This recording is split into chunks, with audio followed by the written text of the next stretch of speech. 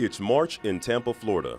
As spring approaches, so does the most exciting time in college basketball, March Madness.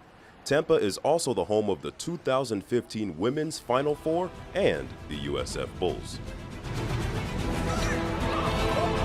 The clock dribbles past Morgan, rises, fires, swish! The Bulls have been on a historic run, which has seen the program's first ever top 25 ranking and the topping of the 20-win mark faster than any other team in program history. They feed off intense defense and fast-paced offense that relies on shooters and slashers. No player better suits head coach Jose Fernandez's playing style, like junior point guard Shalithia Stringfield. Zach Stringfield fires for three, right wing, yes! Going down the left side of the court, crosses over to the middle all the way to the basket, high arcing layup in. When she get on the court, like, she just on go, like, she gonna dive. Like I said, she gonna dive. Like, when she run, like, she probably one of the fastest people on our team. She's a really competitive player that wants to win all the time. She's really, really aggressive. And I feel like she has the desire to do her best all the time. So that's why she's really good. She just gonna give you everything, like I said. Like, she gonna bang, she gonna defend, she gonna knock down shots, she gonna direct the team. She the point guard. My grandma would pick me up from school and tell my mom that I'm always dirty. I've been out there playing with the boys at the basketball court. And then my mom would just say, let her be, she's having fun.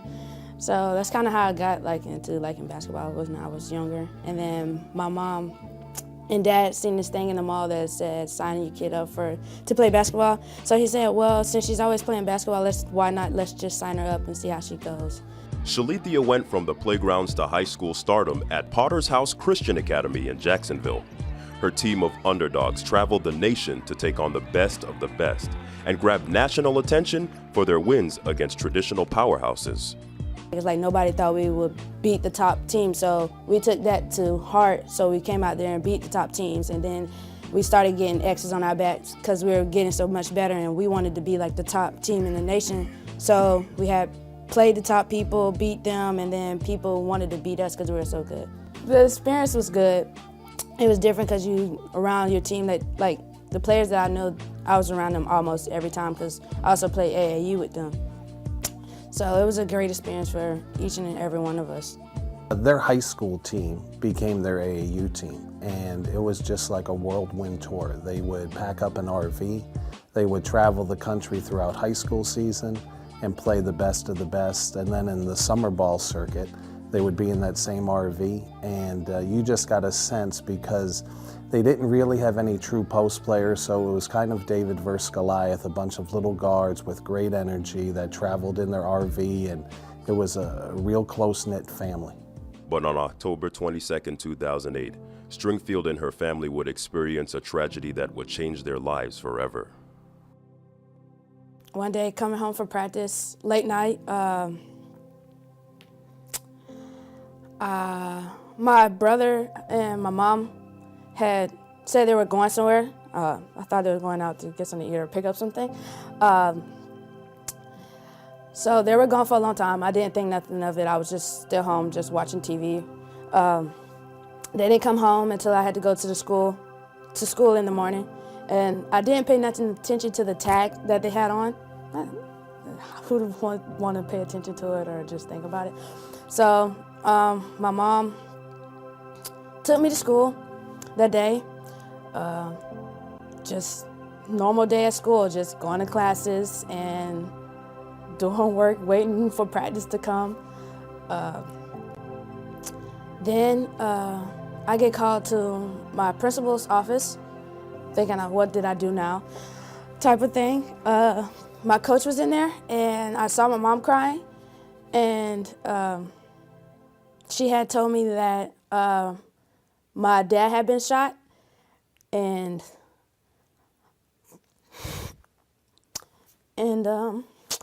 my coach was in there. And my principal, they was trying to stop me from crying.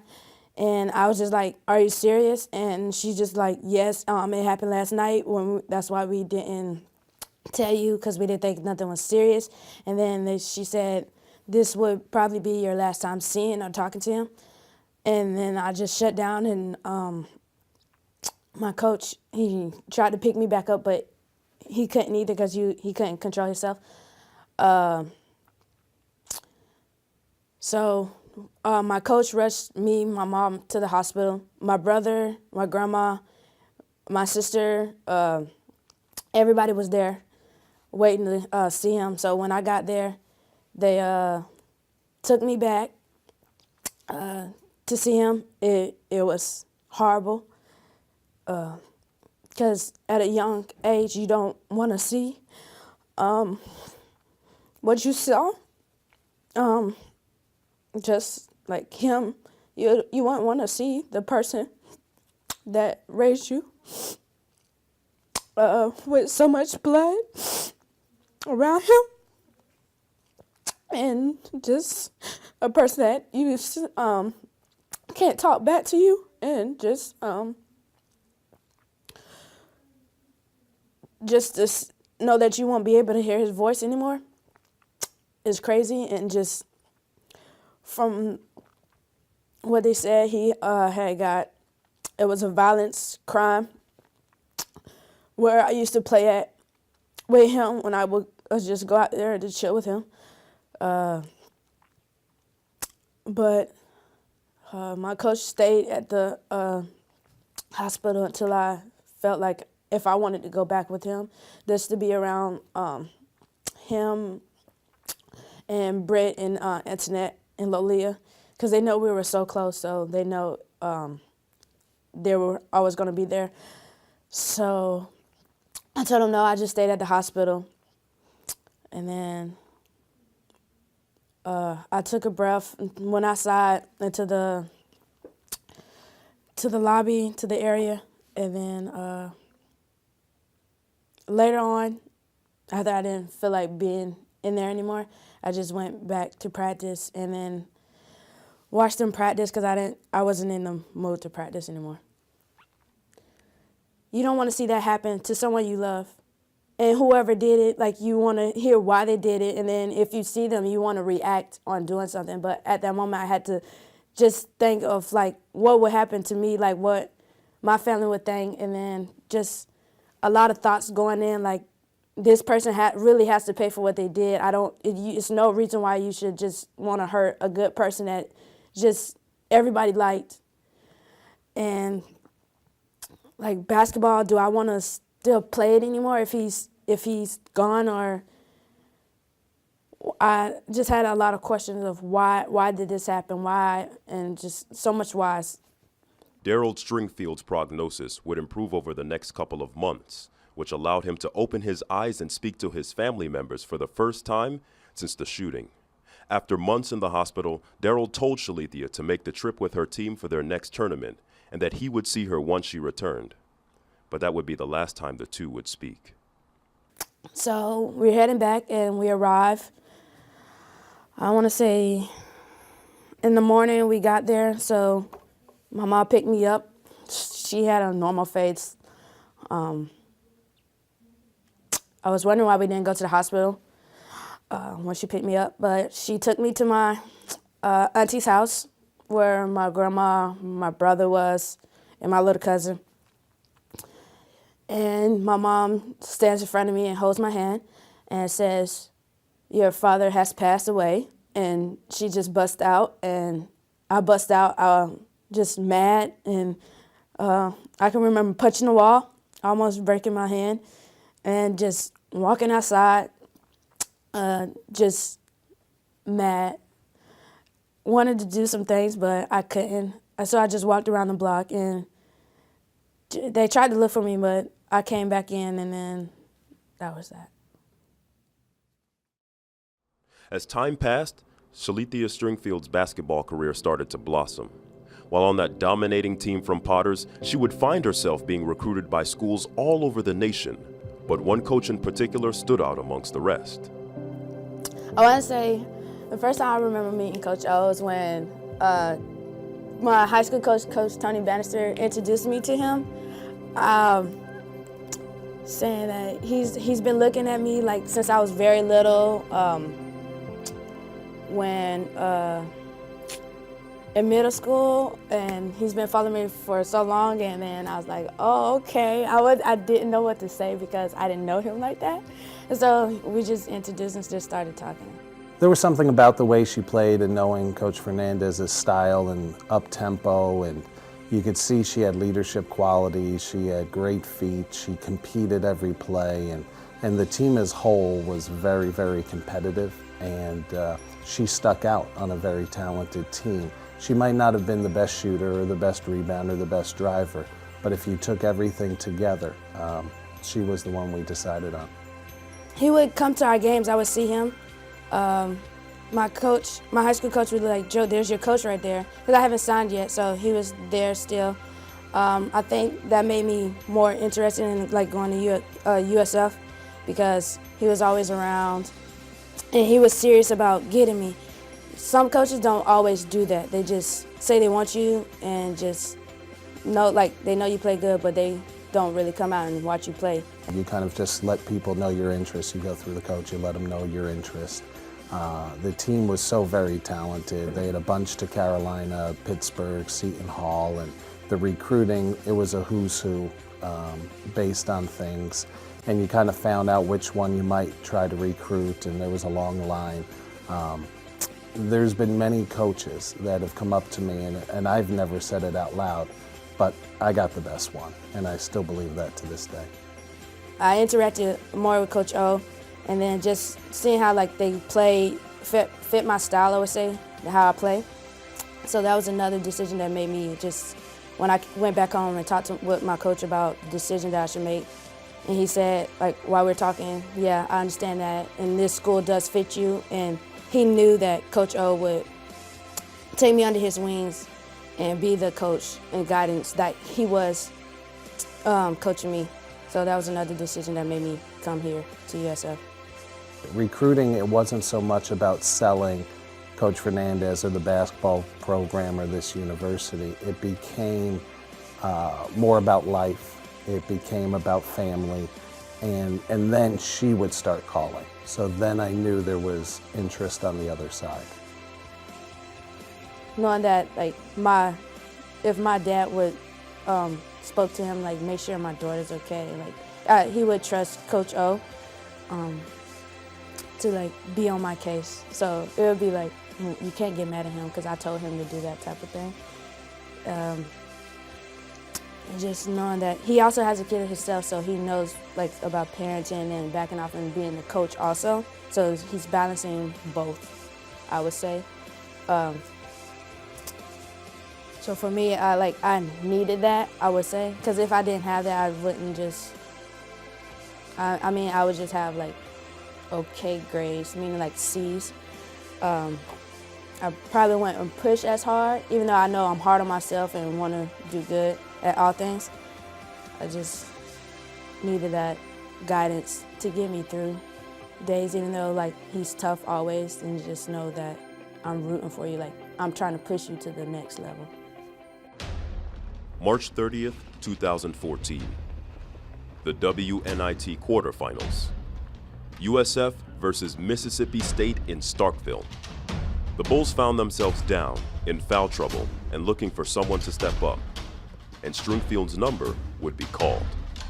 Greens comes off a left, one switch by Mississippi State. Going into Stringfield, she hangs and finishes. Weber, no call. Tipped away by Stringfield, racing down the ball. May is there, commits the foul, and the basket for USF to take the lead. I knew Courtney had gotten in foul trouble. She was kind of a bit down. Coach was like, I know we was down a little bit, and I just didn't want to have, like, go into that moment where if we lose, like, we should have really, like, won this game type of feeling. So I just felt like I should have took my team on my back. Mississippi State, the Bulls at the ball. Stringfield to the basket, hit hard, no call, but the layup on the left side. And here comes USF. Stringfield pushes across. Jose Fernandez holds two stop signs up. Stringfield goes anyway, gets the basket and the foul. And how about that for Shalithia Stringfield? After battling back from an early deficit, USF trailed by 2 with 4.2 seconds left in regulation. The stage was set for history. Mississippi State, Jenkins waiting for the ball. She's going to try to fling it, looking for Williams, still having trouble, finds Williams, 4 seconds left. Here comes Courtney, sprinting ahead, 1 second left, fires up a shot, partially blocked. It's good! Courtney Williams, a 3 at the buzzer! I definitely don't feel like she was given enough credit for that game because I made the game-winning shot. It's like, okay, Court won the game, but that game wouldn't have been to that point if she wouldn't have knocked down the big shots and defended the way she did. Everyone will remember the Courtney Williams shot, and it will be one of the great moments in USF history. But basketball people, teammates, coaches, people at the game, fans, Mississippi State staff knew there was one reason USF was still in the game, and that was Shalithia Stringfield. Like, somebody needed to carry us during that game because everybody was in trouble, like foul trouble, whatever it was, and nobody was like showing anything. And then she came like from nowhere and did her best. Through peaks and valleys, the valuable connection between a coach and player on and off the court is one that both parties will cherish while never forgetting the past. Can you describe your relationship with her? It's unique. I think there's so many players that come through 22 years of coaching. There's a few that really stick out because of a different circumstance. Lee would be one of those that I view myself as a 45-year-old that hasn't had to deal with the tragedies that she has. So one that will always be close, that I will always stay in touch with and probably remind her of things and good decisions. But that was just the start of our relationship, and I knew from that point as a parent, not even really as a coach, that we would always stay in touch. That I've never met her dad, but I think he and I have a bond, a relationship. We have a deal that I'm going to look out for her. I think I really needed that to push forward, because not being able to like, you always hear your mother's voice telling you to do something, but then again, you need that man's type of voice to push you through.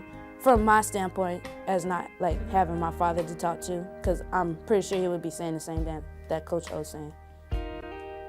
Everyone you recruit, there's a different story, and with Lee, I knew there would be a lot more from a non-basketball standpoint. I never met her dad. I could still this day picture he and I sitting down talking and sharing the same stories and laughing at the same things and getting frustrated at the same things. But I knew throughout the recruitment process and from talking to Mom, and I expressed to her about, that I couldn't promise national championships or All-American awards, but I could promise that I would take care of her. JC didn't have a big sister. I promised I'd look out for her. I promised her we'd make sure we would get her across that stage and get that diploma. So I think I knew there was going to be some added responsibility. But she is a success story that a lot of people don't know about, that has just overcome every hurdle that a lot of adults haven't had to overcome. What's something else that you kind of learned from your dad, that your dad taught you that you still resonates with you today? Just make sure my mom's happy. Try to keep my brother on track. And when things seem to fail, just know that something better's coming.